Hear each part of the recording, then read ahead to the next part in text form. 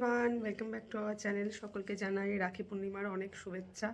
তো আজকে সকাল সকাল ঘুম থেকে উঠে একদম ফ্রেশ হয়ে স্নান করে নিয়েছি। সকাল সকাল ভাইকে রাখি পরাবো, তাই জন্য ওর আজকেই আবার ট্রেন, ও দিল্লি চলে যাবে, কিন্তু রাখি পূর্ণিমার জন্যই আমার হাতে রাখি পরার জন্য রয়েছে।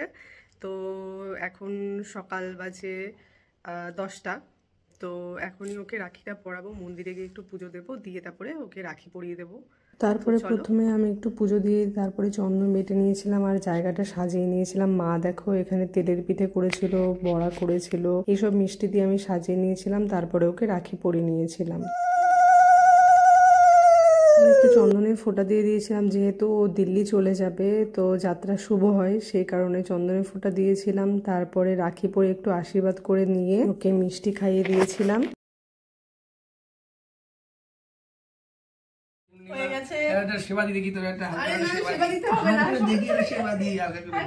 এই কেকটা এনেছি আমি ভাইয়ের জন্য, ভাই স্পেশাল। এটা একটুখানি খাইয়ে দিই।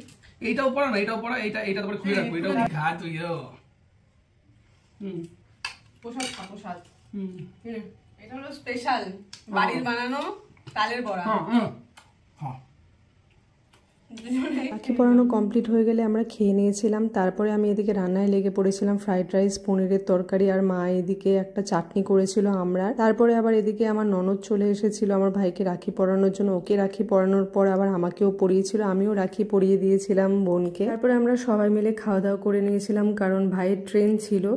তো সব কিছু ওকে গোছগাছ করে দেওয়ার পরে আমরা সবাই মিলে বেরিয়ে পড়েছিলাম। বাবা ওকে নিয়ে স্কুটিতে করে স্টেশন অবধি গেছিল, তারপরে আমরাও চলে গেছিলাম। সকাল থেকে দিনটা বেশ ভালো লাগলেও দুপুরবেলা ও চলে যাওয়ার পরে সত্যি সবার মনটা খুব খারাপ হয়ে গেছিল। আবার আসবে অনেক মাস পরেও, যাই হোক, তাও কাজের সূত্রে তো যেতেই হবে।